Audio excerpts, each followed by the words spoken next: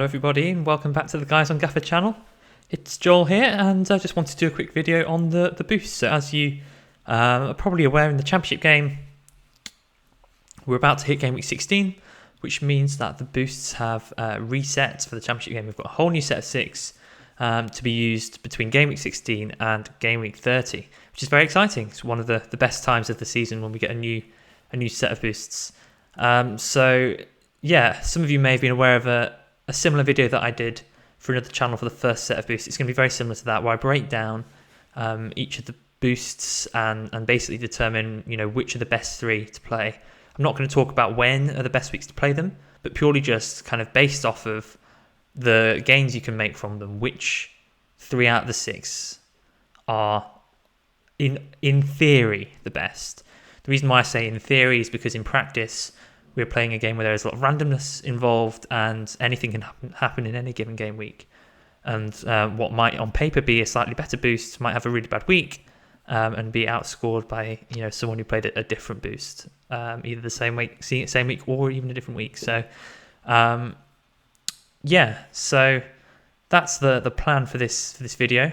In terms of the first set of boosts, it didn't go that well for me actually. I played my away days, which only got 73 points, then had to overhaul out of it, which was annoying. I feel like I shouldn't have put myself in that situation to have to overhaul out. And then played a part of the bus on a week where Mitrovic did really, really well. So didn't go to plan particularly. So hopefully this next set will be better. I need them to be.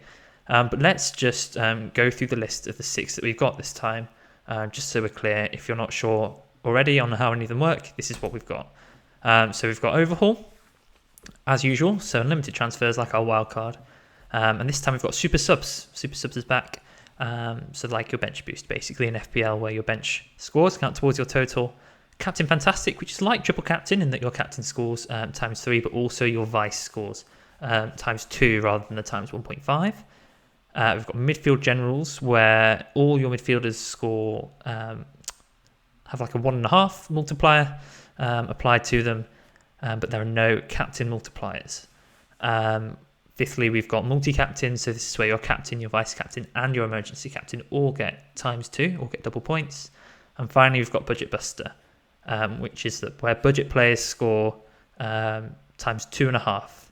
And to qualify for a budget player, you have to be under 5 million goalkeeper, under a 5 million defender, under a 6.5 million midfielder, or under 7 million striker. And there are no captain multipliers. One of the things I would actually quite like to clarify with the Gaffr creators is, what if you're, let's say you buy a player for 6.3, they rise twice up to 6.5. When you play the Budget Buster, do they qualify as a budget player or not? Because for you would sell at 6.4, but you'd have to buy at 6.5. So that's something to actually seek clarification on. I think I'm going to drop the Gaffr guys a message on that. But yeah, those are the 6 boosts, and to give my actually completely honest assessment of how I feel about them, I'm actually a little disappointed. I'm a little bit underwhelmed. There are a couple of reasons. So reason number 1, well, these 6 boosts are the exact same set as the first set last season, with the exception of Budget Buster, which in the first set last year they had part of the bus instead, and they've brought Budget Buster over from the Super League game, which I'm a big fan of. The Budget Buster's a really fun boost. I really enjoyed playing it in the Super League game, and I really like that they brought that over into this set. But the rest of them, to be honest, they're not that exciting to me, especially when there's 2 captaincy ones and super subs. There's not, and overhaul doesn't feel, that variety we get compared to FPL is lessened here, I feel. But a couple of caveats to that. Well, actually, first of all, just to say what the sort of things I would have liked. I would have quite liked to see something completely new, but I appreciate that they might have run out of ideas. They've come up with so many innovative boosts, some of which have worked, some really good ideas actually haven't worked when they've been added. Like last season, there's Last Ditch, for example, which was where your strikers get times 3, but your defenders and goalkeepers score 0, which is a cool idea, but practically no one played it. So I can understand not having any new boosts. But yeah, a couple of reasons why another reason why I'm slightly disappointed, I think, is it's because I didn't get to play Jeepers Keepers or Goalfest in the last set. In an ideal world, I would have not played Overhaul and would have played like Jeepers Keepers instead, because like those boosts are really fun. Jeepers Keepers is such a fun boost, so is Goalfest, and we're kind of lacking, apart from Budget Buster, I feel like the rest of them, we don't have any that are really that exciting in the way that like Jeepers Keepers and Goalfest are. But that's partly disappointment due to me missing out last time as well, which just means I'm a bit more like meh. And we've got to bear in mind as well that when they released the first set of boosts last season, obviously, like I said, exactly the same apart from Budget Buster. No one complained at all, because that was, it's a new game and we didn't know, that they were going to actually raise the bar and introduce so many more new and exciting boosts in the second and third sets. So it's really, if anything, it's because they've almost raised our expectations with how good they've been up to now. The back end of last season and the start of this season in terms of giving us really exciting boosts. So they've raised that expectation really high, and I think just to me fell slightly below it this time. But, it's only a minor thing. Obviously, love this game, love what the guys do. So that's all I'm going to say on that. Let's jump into which boost we should play then. So first of all, I'm going to talk about the Budget Buster. Now, this is the one that stands out as by far and away the best boost of the lot. And if I were you, I would not miss this one. I'd definitely play this one 100%. If you don't play it, you're probably your rank is going to suffer badly. Now, if you want to delve into the maths, I've put in a little equation. There's no graphs this time. There's a graph in my last video, but there is a little equation. The multiplier gain, or what you could also see as kind of extra fixtures in a sense, that you gain through playing the boost, is 1.5 times P minus 1. And P minus 1 is the number of budget players you have. So that's calculated from, obviously, every player starts on one fixture. If you captain, so like that's when you captain them, you get a bonus one, like an extra game. So the reason why, so let's say you have 6 budget players, you have 6 times 1.5, which is 9 extra players. But then you've also got to factor in that you don't have captain multipliers, and captain multipliers come to 1.5 extra, 1 for captain, an extra half for vice. So you have to subtract another 1.5, which is why it's P minus 1 rather than P. So, for example, if you have 6 budget players, you're essentially gaining like 7.5 fixtures. 7 budget players, you gain 9, and then you go up in 1.5s beyond that. And if you had a full starting 11, which I don't think any of us will end up having, of budget players, you gain 15 fixtures, which is crazy. But even like 7 players, a gain of 9 fixtures is mad. Now, I don't think it's unreasonable that we could get somewhere between 6 and 9 budget players into our teams with a bit of planning. And also, obviously, one of the things we've got to bear in mind with this one is that we don't ruin our team too much. Because, as usual, we want to try and avoid overhauling.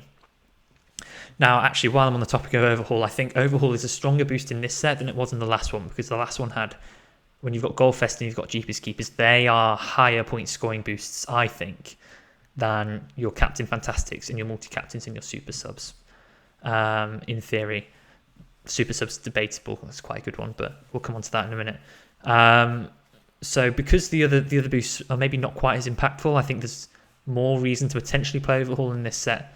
But it's another one of those where, as long as your team is fine, don't overhaul and play an actual point scoring boost.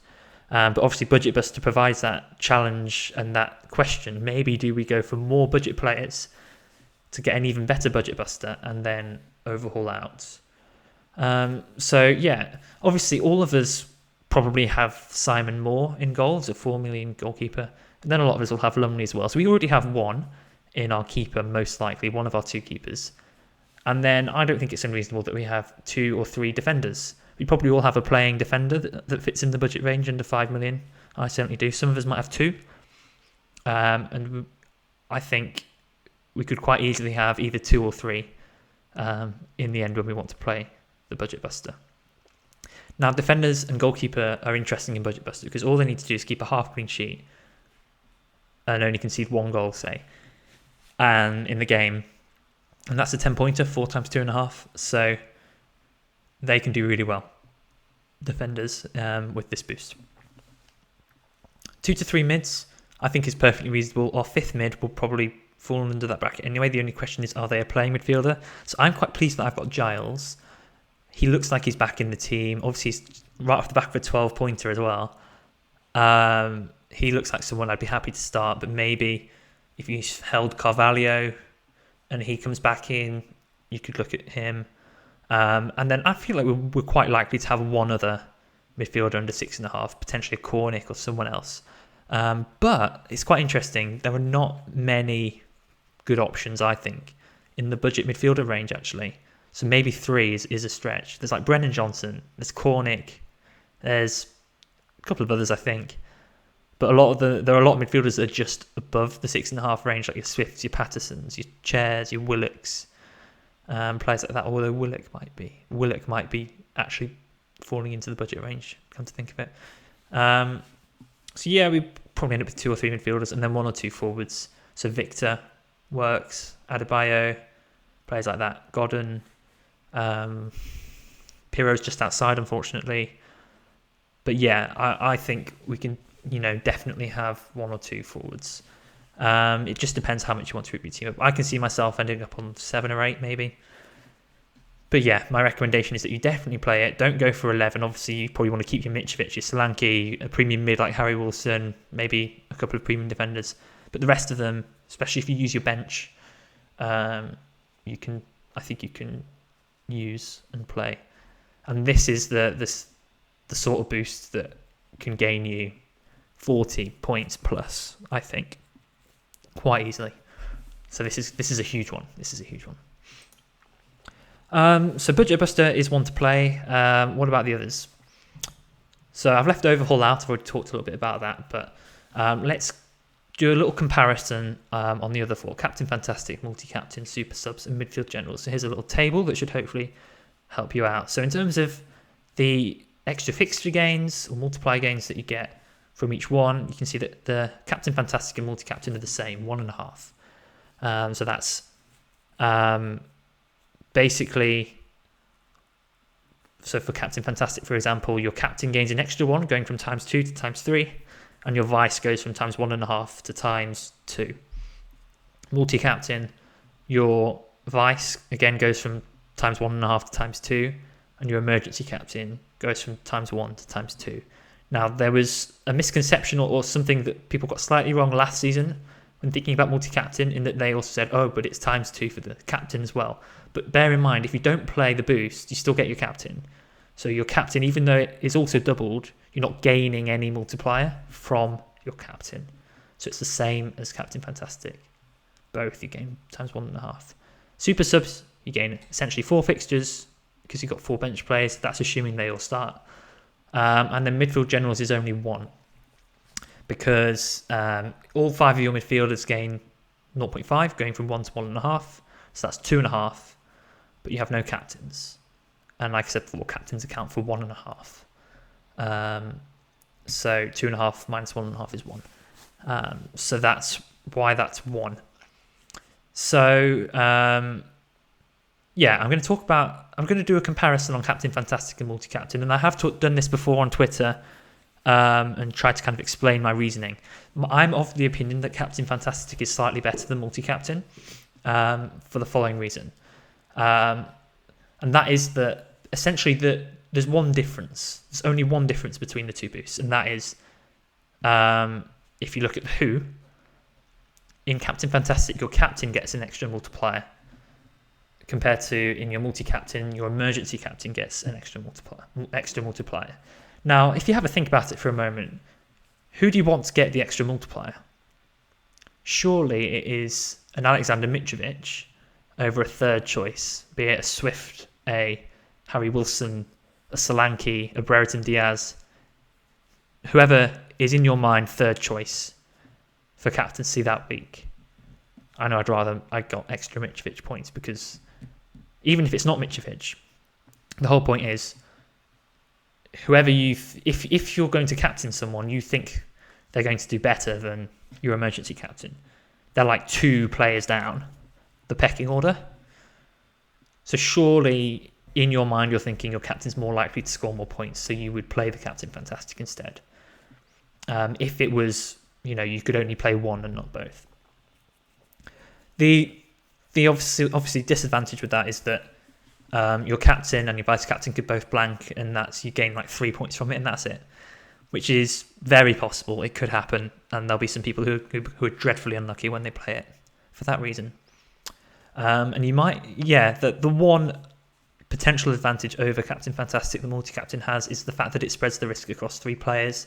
If you have a week where Mitrovic has a quite difficult fixture, and there are a couple of easy fixtures in, Solanke and Brereton Diaz, or whoever is, flavour of the month at that time, whoever's on red hot form. If you've got a really, really difficult captaincy decision to make, you can spread that risk. And then that, even if your captain blanks, your emergency still has a really good chance of doing well. And your vice too. If it's so hard to pick that order, then there is a case for multi-captain. I can see myself, I'm almost certainly not going to play multi-captain, but that would be solid reasoning to do so. But that would be the only reason, really, that I think is a logically sound one. Otherwise, Captain Fantastic is the one to go for. So that explains those two. Super subs. Let's have a look at that. So obviously, you gain an extra 4 multipliers, which is significantly more than the others. So that already marks it out as a potentially stronger boost. The disadvantage of that is that you are basically giving an extra fixture to the 4 worst players in your team. So you're looking for points for the 4 worst players. So actually, they're not that likely to score highly. Obviously, to mitigate that, the reason you play it is because they all have good fixtures. Maybe you've got a benching dilemma. And actually, the floor is pretty high. If you pick a week of good fixtures, for me, for example, this week, I ended up benching Moore and McFadzean, but I basically had 5 really good defenders. If you're playing like a 3-4-3 and you've got a goalkeeper and 2 defenders on your bench and they've got decent fixtures, if you get a half clean sheet, that's 12 points already. Like on average from all 3 of them, that's 12 points already. And then you've got 2 other players as well. So I think Super Subs is the second best boost, actually. I think it's better than the other 2 because actually what are the chances of you getting that 3-pointer, like if your Captain Fantastic fails and you get 2 blanks? Very low. The worst you're probably going to get, let's assume you get like a couple of 1-pointers and 2 2-pointers. That's 6 points, but that's at the very worst. And that would be dreadfully unlucky. And you would be expecting to get, 10, 15. I think 15 is probably reasonable. Average, maybe. 15 is probably about average. And very achievable. Which is, of course, what you might hope to get from Captain Fantastic if your captain scores a brace. That's 16 points. So you do need a bit of something from your super subs, because when Captain Fantastic and multi-captain go well, you can gain 15, 20 points. But the risk is a lot lower of it failing with super subs. And that's one of the reasons why actually even before we saw the boosts come out, my reflection was based off of the last set. If you can play a boost where captains aren't affected, like I'm just talking about super subs specifically here. So I wish I played Jeepers Keepers, because then there is no risk of Mitrovic messing me up completely. Not that that's an entirely relevant point, but it's related in that actually, on the flip side, if your captain absolutely fails in this one, your Captain Fantastic and multi-captain are just really terrible boosts. So that's super subs. Midfield generals is an avoid for me.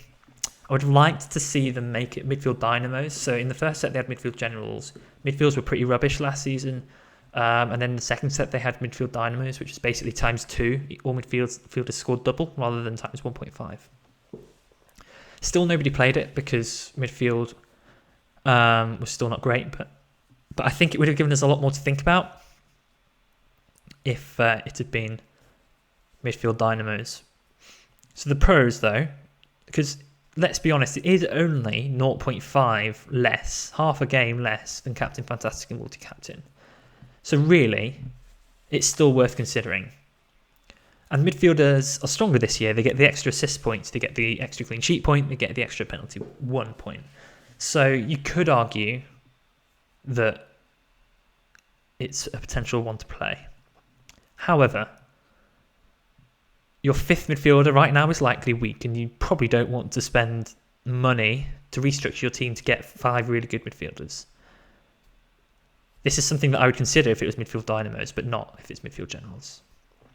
And also, you can't captain Mitrovic, you can't captain Solanke, you can't captain Brereton Diaz, etc. And if they go off, then you could probably very easily end up on a negative. The boost could actually harm your score, give you a worse score than if you hadn't played it, if Mitrovic scores a brace or something. So it's an avoid for me. So that's that. So in summary,